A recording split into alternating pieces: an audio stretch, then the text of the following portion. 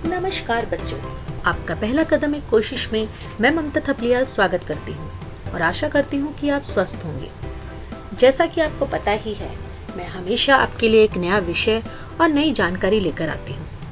आज भी मैं आपके लिए एक नया विषय और एक रोचक जानकारी लेकर आई हूँ। हिंदी व्याकरण के अंतर्गत आज मैं आपके लिए संयुक्त व्यंजन, संयुक्ताक्षर और द्वित व्यंजन लेकर आई हूँ। ये वैसे तो इनकी परिभाषा तो एक है, लेकिन इनमें थोड़ा बहुत अंतर है, जिसे जानना आपके लिए अति आवश्यक है, क्योंकि इसी अंतर के द्वारा इनकी पहचान होती है। इनमें क्या अंतर है, इसे जानने से पूर्व हमें यह जानना आवश्यक है कि संयुक्त व्यंजन क्या होते हैं, संयुक्ताक्षर क्या होते हैं और द्वित व्यंजन क्या होते हैं। तो आइए आज की कक्षा की शुरुआत हम करते हैं संयुक्त व्यंजनों से। हिंदी वर्णमाला के अंतर्गत संयुक्त व्यंजनों की संख्या 4 मानी गई है। जो व्यंजन 2 या 2 से अधिक व्यंजनों के मिलने से बनते हैं, उन्हें संयुक्त व्यंजन कहा जाता है। संयुक्त व्यंजन एक तरह से व्यंजन का ही एक प्रकार है।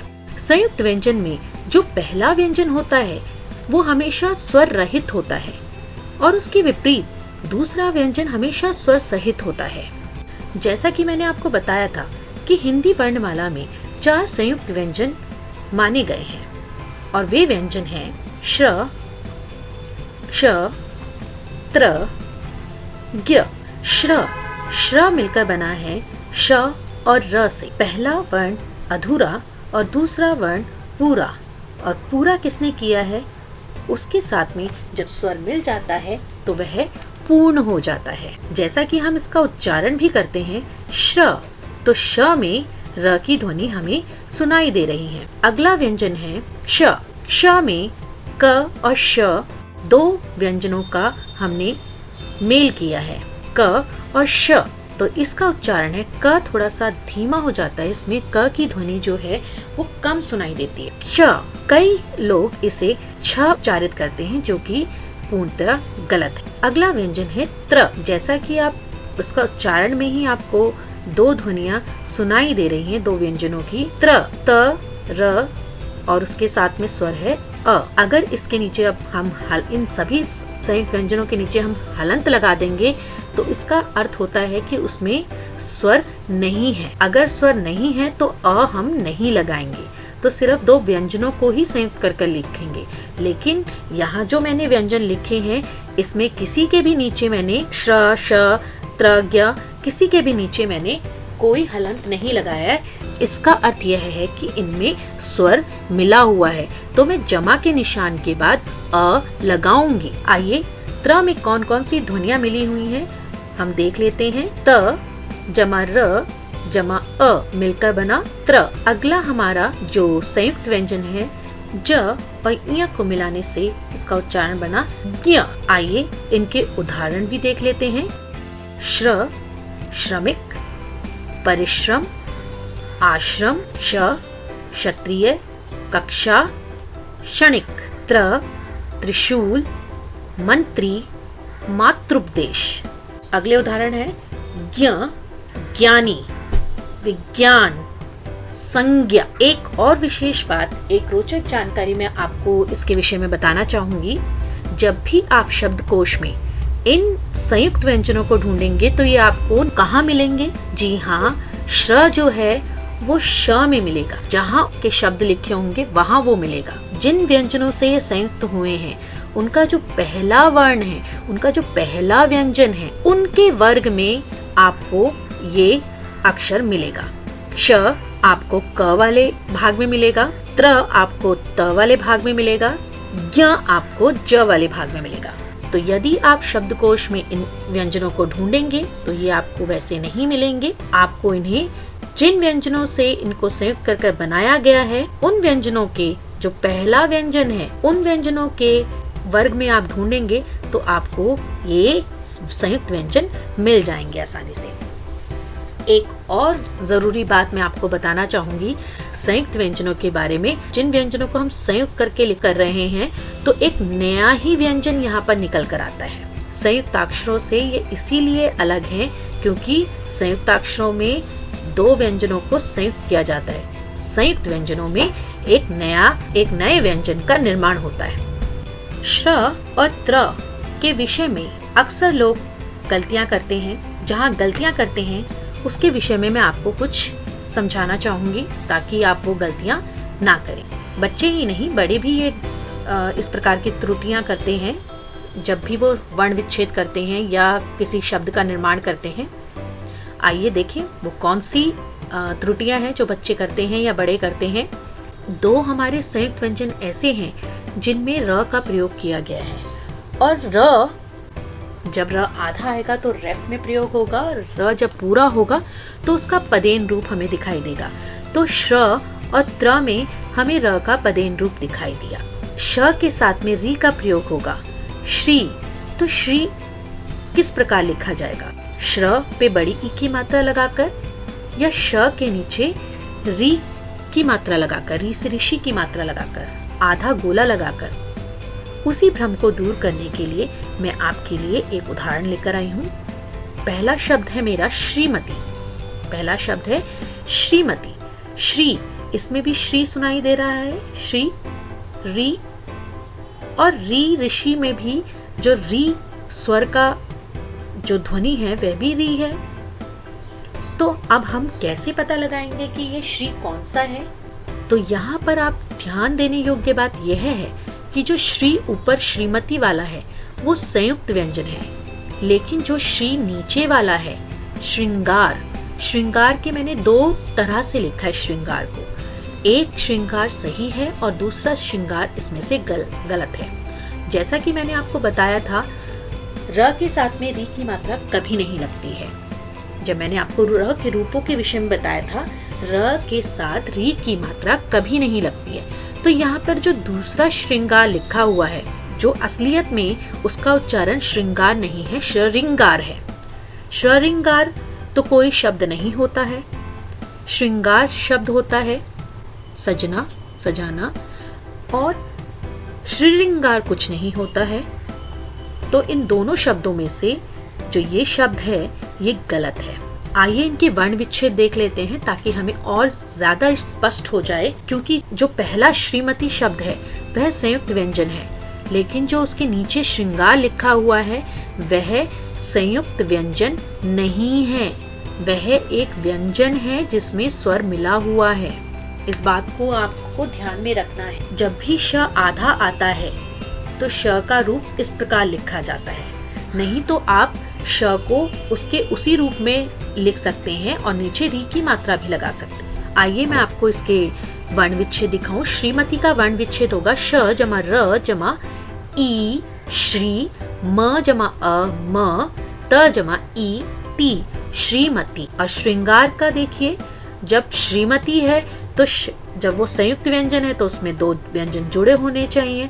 तो दो व्यंजन जब जुड़े हुए हैं तो श और र वो उसमें मिला हुआ है, और श्रृंगार में श के साथ में री स्वर लगा हुआ है, तो वह एक व्यंजन के तौर पर है, वह एक पूर्ण व्यंजन के तौर पर यहाँ पर आया हुआ है, वह संयुक्त व्यंजन नहीं है, उसमें और कोई व्यंजन मिला हुआ नहीं है।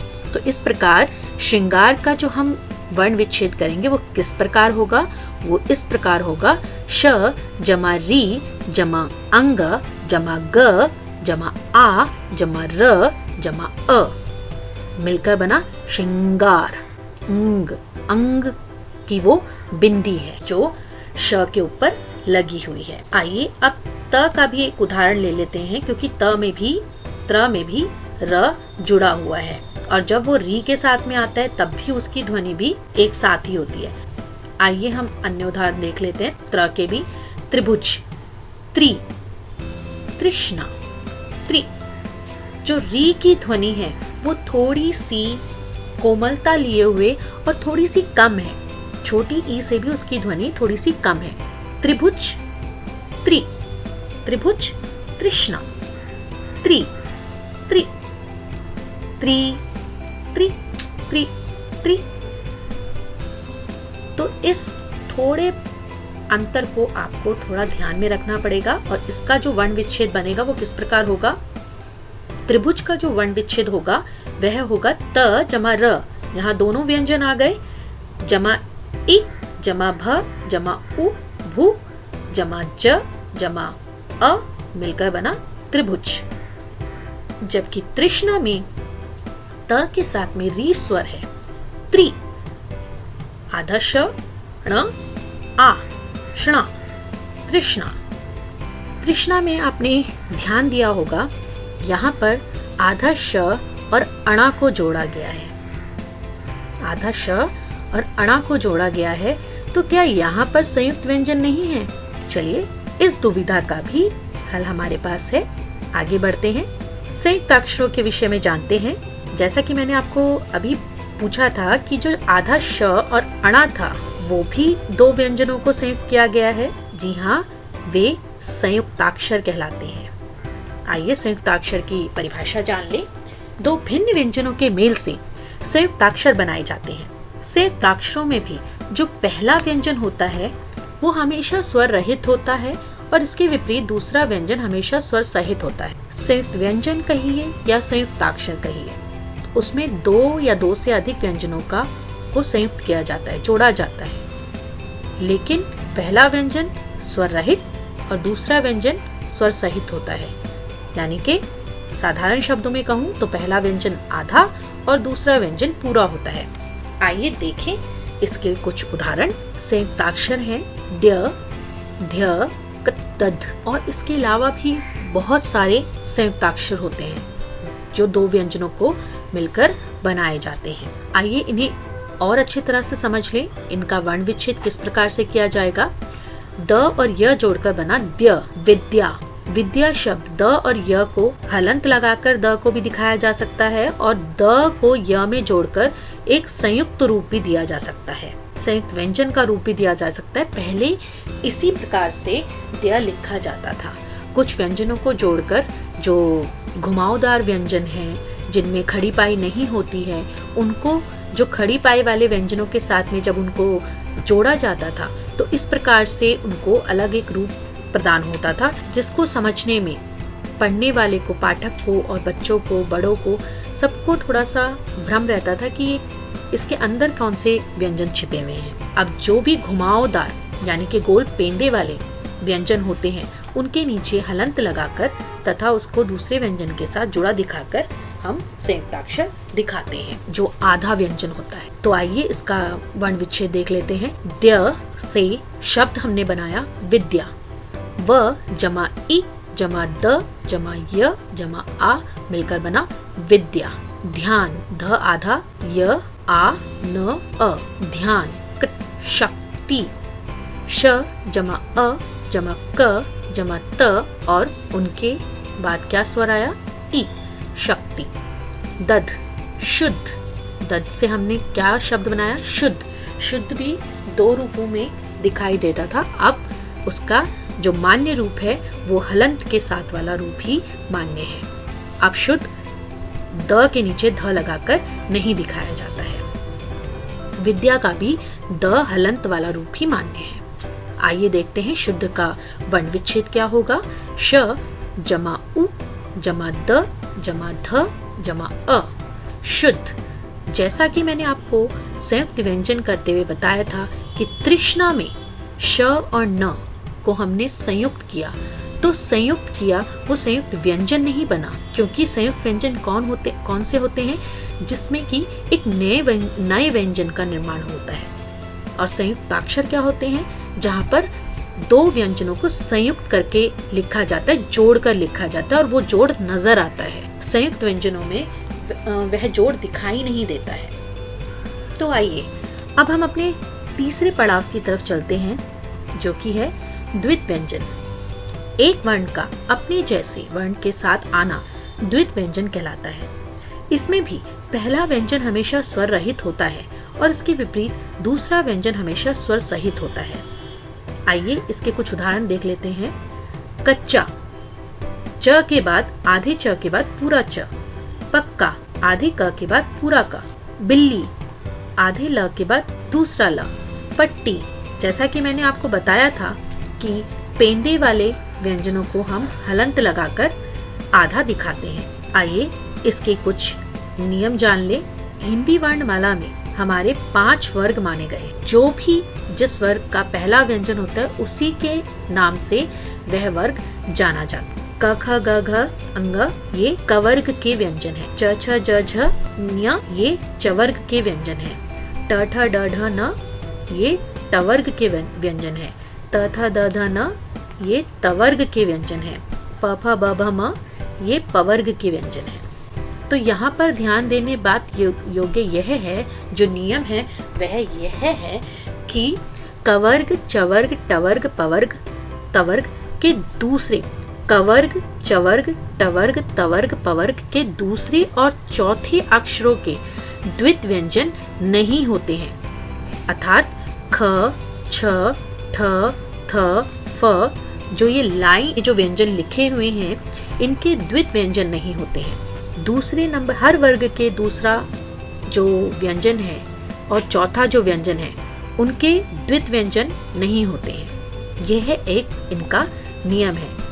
एक उदाहरण मैं आपको दूंगी। मक्खी, मक्खी में क्या आता है? क के साथ ख आता है, ख के साथ ख नहीं आता। चलिए अब आगे बढ़ते हैं, इनके भी उदाहरण देख लेते हैं। टिक्की, ट जमा ई जमा क जमा ई बना टिक्की। बच्चा, ब जमा अ जमा च जमा आ मिलकर बना बच्चा। पट्टी, प जमा अ जमा ट जमा ई मिलकर बना पट्टी। यहाँ पर हम जब शब्द को देख रहे हैं तो उसमें हम पहचान सकते हैं कि हाँ यह द्वित व्यंजन है, क्योंकि एक ही व्यंजन की आवृत्ति 2 बार हो रही है। लेकिन इसमें भी वही नियम है कि पहला व्यंजन आधा और दूसरा व्यंजन पूरा। इस बात का आप ध्यान तीनों प्रकारों में देखेंगे, चाहे वह संयुक्त व्यंजन हो, चाहे वह संयुक्ताक्षर हो, चाहे वह द्वित व्यंजन हो। समानता यही है कि पहला व्यंजन आधा होगा और दूसरा व्यंजन पूरा होगा। अब हम इनके विषय में अच्छी प्रकार से जान चुके हैं, तो इनमें क्या अंतर है यह भी हम पहचान सकते हैं। संयुक्त व्यंजन के अंतर्गत हम 2 व्यंजनों को जोड़कर एक नया व्यंजन बनाते हैं। संयुक्ताक्षर के अंतर्गत हम 2 व्यंजनों को संयुक्त करके लिखते हैं। द्वित व्यंजन के अंतर्गत हम एक ही वर्ण की आवृत्ति करते हैं और उनको संयुक्त करके लिखते हैं। संयुक्त व्यंजन और संयुक्ताक्षर में हम भिन्न व्यंजनों को लेते हैं, जबकि द्वित व्यंजन में हम एक ही व्यंजन की आवृत्ति करते हैं। तो आशा करती हूँ बच्चों आपको आज की कक्षा समझ में आई होगी और कुछ जानकारी आपको प्राप्त हुई होगी। जब भी आप वर्ण विच्छेद करेंगे या किसी शब्द का निर्माण करेंगे या किसी शब्द को लिखेंगे तो उसमें किसी प्रकार की त्रुटि या गलती नहीं करेंगे। धन्यवाद।